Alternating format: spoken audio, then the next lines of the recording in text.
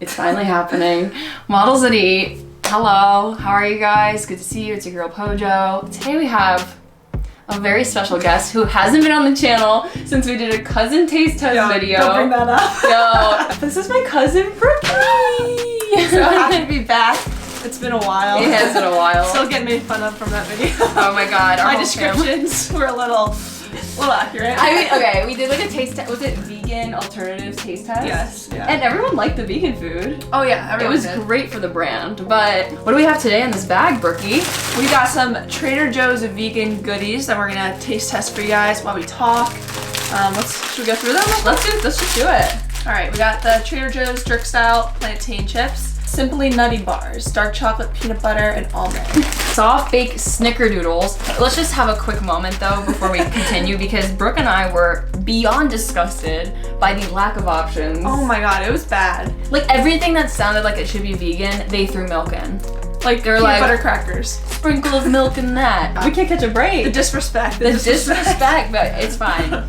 These are vegan and gluten-free snickerdoodle cookies. What else do we have here? Oh, this is kind of a weird get. Crispy broccoli. Organic coconut smoothie. We're excited about these. We're excited about these. Just coconut meat and coconut water, so that'll be good. I also appreciate them making them small so the price can be reasonable. This is exciting. Oh yeah.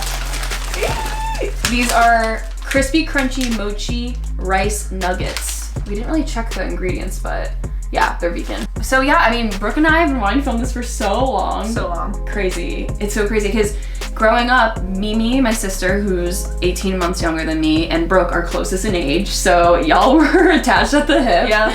And you know, we all are like a trio now, but it's really nice because Brooke and I both have this connection through food and wellness and fitness, and I just think it'd be great for us to talk about body image and your perspective, and also how the modeling gaze through social media affects your relationship with you or yourself. Yes, no, exactly, because I'm a D1 athlete, and I've always had a different perspective from Phoebe growing up in the model industry, and Mimi and I are both athletes, but we do get another end of it, seeing it through media. We follow models, and we can see it all through social media like TikTok and everything. Thankfully for Phoebe, we've had her, and she kind of mentored us into removing ourselves from that toxic environment and taking a step back and realizing that we're given one chance with our bodies and we should have a good relationship with it, with food, and kind of promoting that healthy behavior with other people too. So. And that's what you do with your page too. Brooke has a page called Balance by Brooke. We stan. I always get good recipe ideas from her. But no, I mean, I just think it's a great combo, and I'm glad that, you know, you guys felt that way about me. I always looked at them as like the really good athletes that are like thriving, and they're training for their bodies not only to perform, but to compare to other people's bodies. So it's a different comparison. Oh yeah. Yeah, there's so much to talk about. So much. I'm so excited. Well, what should we start with, do you think, for food? I'm trying to crack into one of these. Let's crack a cold one with the boys. All right, let's go. Cheers. Cheers. Oh yeah. This, sprinkle on top of a bowl of fruit. Stop. In the morning, that would be like a fruit cereal. Woo! That Johnny is loud. That's not good. Yo! Is that medical? Tell me I did not get this at a dispensary. Bye. I don't hate it. It's just so, it's like, it's different. Why, you know they put the stem in there, bruh. That's the best the stem has ever tasted though. Guys, this is like literally a broccoli stem fry. I liked like dehydrated carrot chips, plantain chips. That wouldn't be my first choice. Yeah. It's got the like florets on the front, and then it's like just the stems. I think we got scammed. That might be good dipped in hummus or something. Mmm. That's what I would do. That's what I Me? do. Yeah, that's what I do with the carrot chips. I dip those Good in idea. there. It's really good. That's a great idea. Cheers.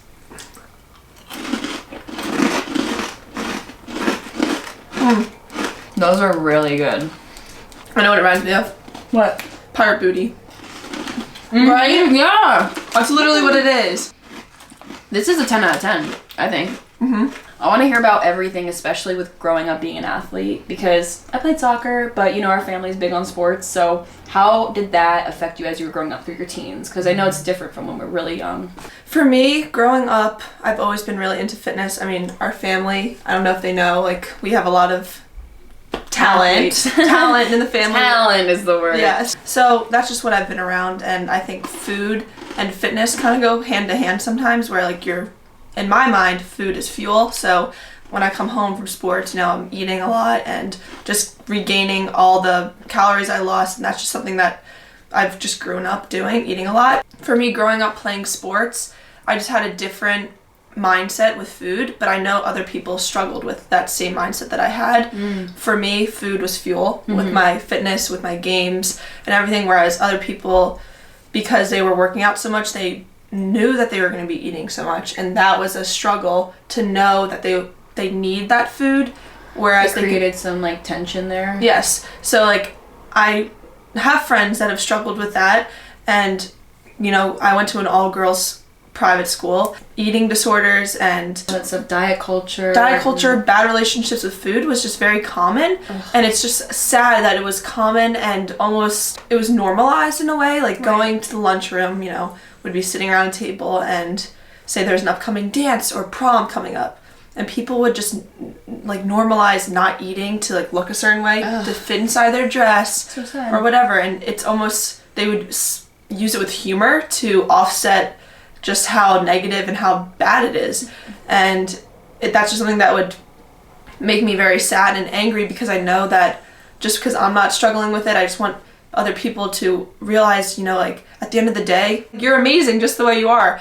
And it's so sad to see it. And I know that through media, you see people and they look a certain way and you compare yourself. That's just an instant thing. People always compare themselves, even if you don't think you are. Yeah. That's a thing that's always in the back of your mind. Say you grew up playing a sport and your body looks a certain way compared to another person who plays the same sport. Like you're just like, why am I more muscular? Why is my body shaped this way? You have to realize, for me as an athlete, your body is what makes you perform. Yeah. So you need to treat it well. Exactly. And that goes with recovery, that goes with eating, and that goes with fitness. You need to treat yourself well, and that just goes across all boards for everybody. You don't realize how much your body does for you, and like you just need to respect it and love it, because it really carries you through everything. And I just hope that in the future we normalize normal bodies. Yes. Like that's what it comes down to at the end of the day. Like you need to normalize thinner bodies, thicker bodies, and anything in between, because that's just how it is. That's just life. And the reality of not being able to look at someone and judge their health based on what they look like. Exactly. Because that's a huge thing on social media. We look at people, you're too big, you're too small, you're anorexic. Like, people say things that are, one, discrediting people who are in situations like that, to stereotype people and to put them in that box. One, sets us back so far, but it's also just a completely damaging narrative that we've been taught to perpetuate diet culture, to perpetuate all these things that we don't thrive off of, but like capitalism does and all these industries do. It's so loaded and layered, and I'm sure in like an all-girls school situation, it's just feeding off of each other. It's like a feeding, it's a frenzy for that. Oh, it is. That's exactly what it is. And like it all comes down to the lunchroom. Like it really does, where you're supposed to be in a place. It's supposed to be a safe space. You're supposed to be excited about food. There's so much there that like it should be positive, but do you feel like you were comparing yourself to people that weren't athletes over people that were? Because I think that's interesting, like when, to be an athlete is like such a broad term, but when you're really competing and playing sports and using your body in that way, I know the way you and Mimi train is not the way I train. Like, I played high school soccer, but I was benched when Mimi was playing as a freshman. You know what I'm saying? Like, understanding the way she trains is completely different than the way I train. Me having a body that, yes, is my tool and work in a lot of ways with modeling, the way I look at my body is very judgmental based off surface level things. But you guys, I hear you guys all the time talking about, oh, like, I don't lift enough and my coach needs me to like up my weights, or that's layered on top of the body image things that I'm dealing with, because you're dealing with the media that results from my industry. So it's like that weird game. No, that's exactly it. It's almost like when you're in the sport, you're in the zone, and your coaches will always tell you to get bigger. That's always what they're going to say, bottom line. But obviously lacrosse is a big part of my life, but it's not my life. Like, I have many other things, other passions, which can go along with the media. Yeah. Because I love photography. I love anything that's trending. That's just normal. Yeah. And you see the models and you see influencers, and they look a certain way. I do love my body. I do appreciate it, but there are moments when I will see somebody and I'm like, wow,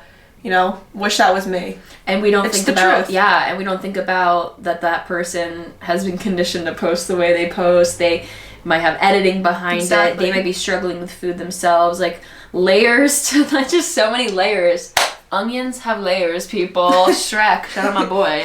Putting in that social media. Yes, so many, and it's so crazy. And I guess I always thought about too, and we'll definitely have Mimi on soon, so we could do a real analysis of this. How my work growing up affected too the way you guys see modeling, because I feel like you guys kind of got an inside view of it, but not in a way that was super like you're on set with me. Like, you kind of got to see. Do you think that affected the way you saw modeling, or like the way models were, or do you think it was kind of like okay, that's happening, and then there's this whole world online that's also like perpetuating this? I think for you, like, your personality, you've always been like the most down-to-earth person. It wasn't like you glamorized it in a way. Whereas like you see on media, like, for example, like the Victoria's Secret models, it's, everything's glamorous. Everything is, sexy, everything's fresh, Everything's like this big. Yes. And So I think a lot of girls are like, oh, I want to be an angel. Like, I want that. Dude, they think modeling is like an angel. It's like, I want to be an angel. And then the other 50% is like, we're just vibing. Exactly. And that's like what you were. So I think growing up with that, and also you've always been more of a tomboy as well. So it's like you'd be modeling, but you'd still be kicking the soccer ball in the backyard with us. Right. Whereas you might see not saying that's not all models, but it's just, I feel like we said, layers. Different approaches, yeah. Exactly. What you see on media is not what you would see in real life. And maybe that's the same with other models too. I don't know. They're one way off camera, one way on camera. Oh yeah. But we only see on camera. So. And that's the thing, realizing that online, like for us, especially when your job is modeling, I feel pressure all the time to like keep up with social media. Oh, yeah. You and Mimi, they got great Instagrams, I'll tag down below. But you guys curate really well and you have fun with it, but it's because you want to post it for you. Like, that's for you. And that kind of ties into how we all, appear online, and the way we put ourselves out there. But the way I put myself out there is with this layer of like, my work depends on it too. Exactly. And so when you look at these girls and they're posting, or guys, whoever, any male models, or any models at all, you don't really realize like there's a layer of like money involved. Oh yeah. And that in general will change everything, Of course, like, why wouldn't you Facetune the crap out of your photos if you're trying to get clients? Like, that's kind of where the mentality shifts. Now it feels like everyone's involved in everyone's career. Like, every top model anyone follows, you're inside of their career, because their career is like being projected online. Exactly. And how they want to be seen by clients is being projected online.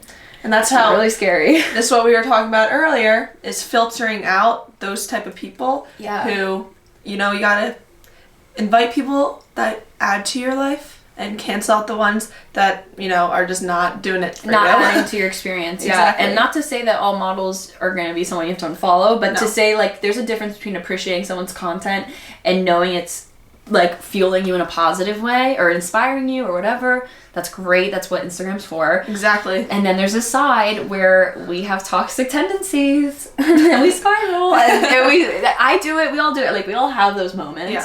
Yeah. It's tricky. So what would be your tips, Brookie? How do you stay grounded?